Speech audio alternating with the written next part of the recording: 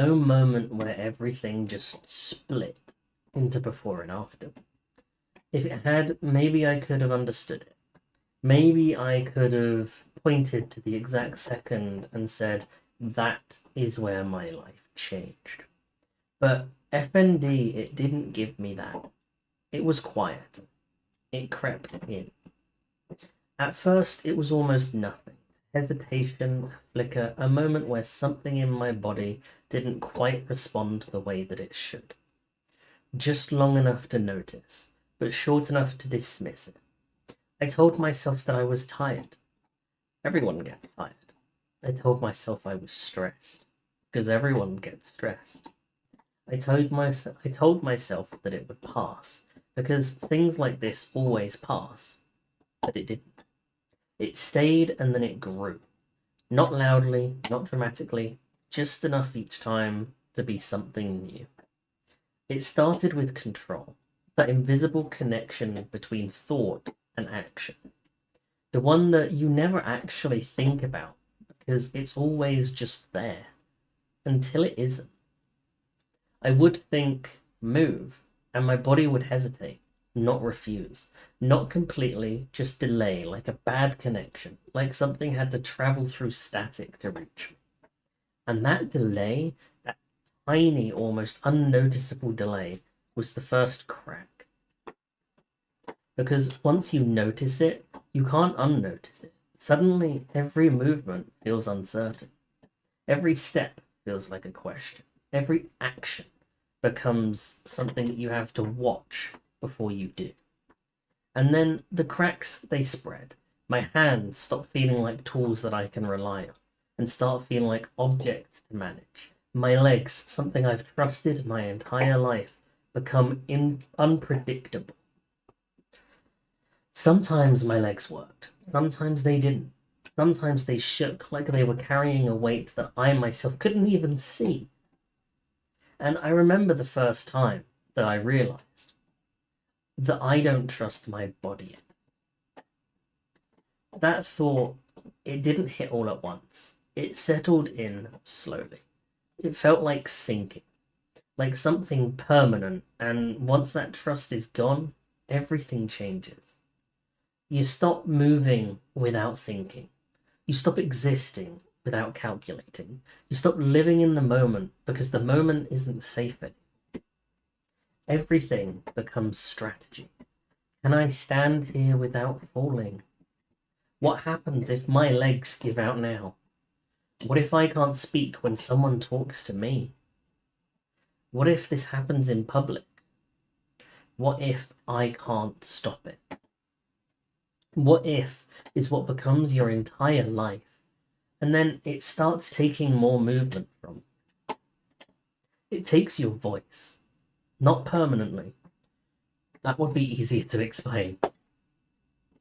No, it takes it unpredictably, cruelly, mid-sentence, mid-thought, mid-identity. 1 second you're speaking, and the next, nothing. You're left there aware, fully conscious, trying to push words out of a body that just refuses to cooperate. Do you know how helpless that feels? To have something to say and no way to say it. To feel your own voice trapped somewhere inside of you, close enough to feel, but completely out of reach from you. It's like being erased in real time.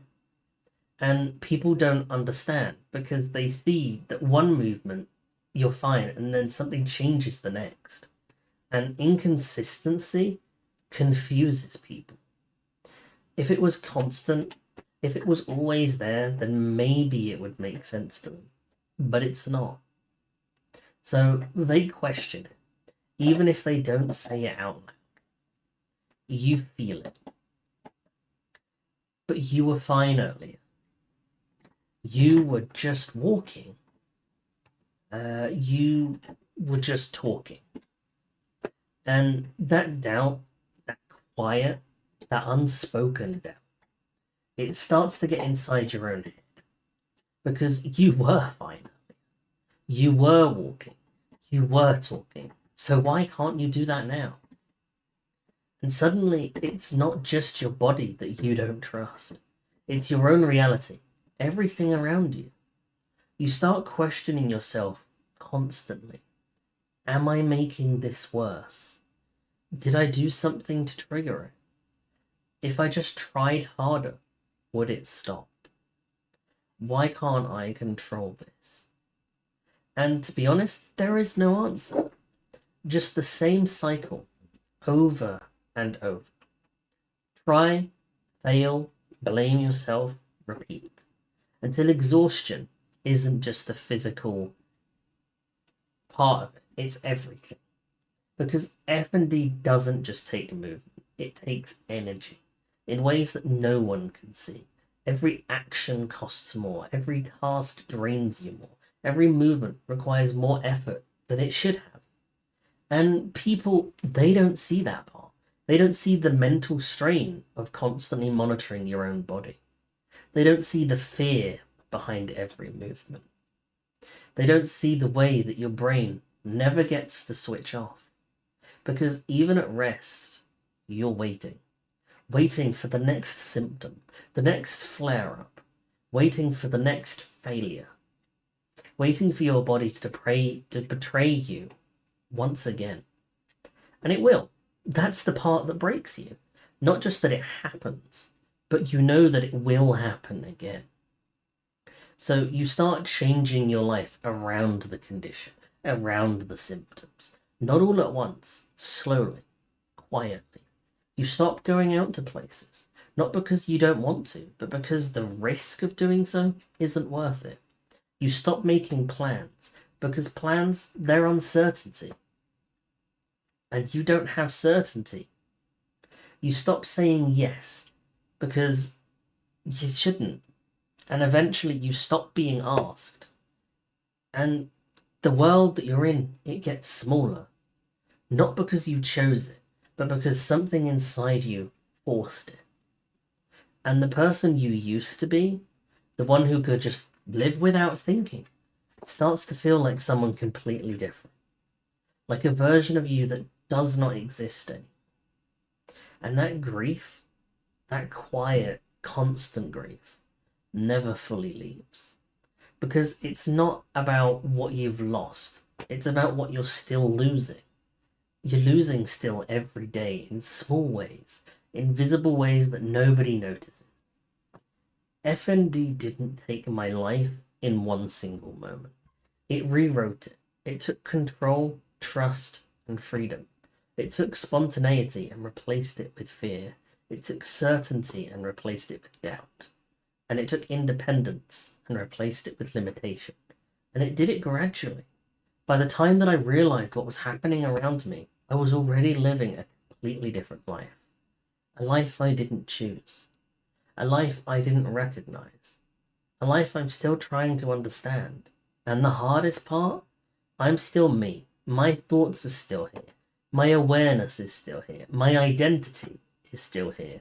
But my body, the thing that's supposed to carry me through life, doesn't always come with me anymore. So I exist in this constant contradiction. Present but restricted. Capable but limited. Here but trapped. And no matter how much I explain it, no matter how many words I use, there's one truth that never fully translates. This isn't just a condition. It's a life that was slowly taken and replaced with something that I didn't agree to live. But even now, even in this version of my life, even in this body that doesn't always listen, I'm still here. And that matters, because even if FND rewrote my life, it doesn't get to erase me.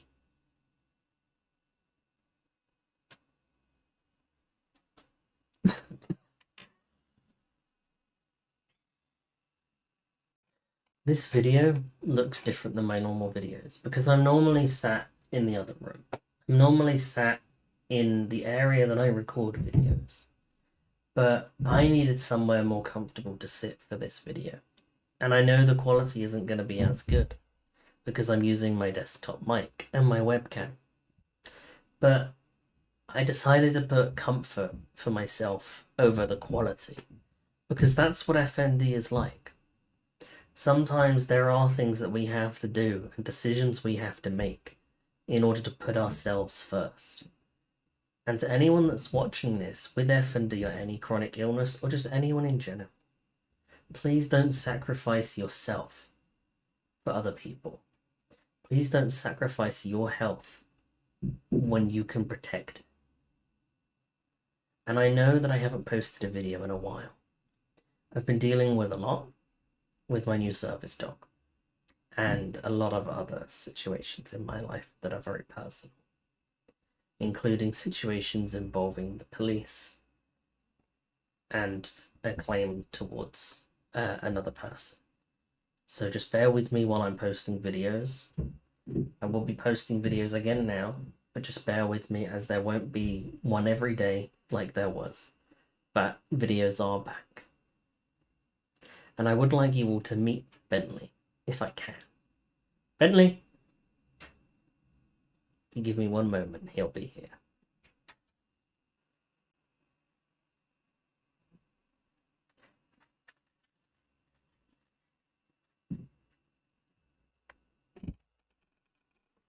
Up. Up. To anyone watching, this is Bentley, my service dog in training. Now, I know he's looking away from the camera, but hopefully, there we go. You can't see him properly, but I will be posting a picture of him in the post section if I can. But he is my service dog in training. He's been very, very helpful, and he's doing really, really well.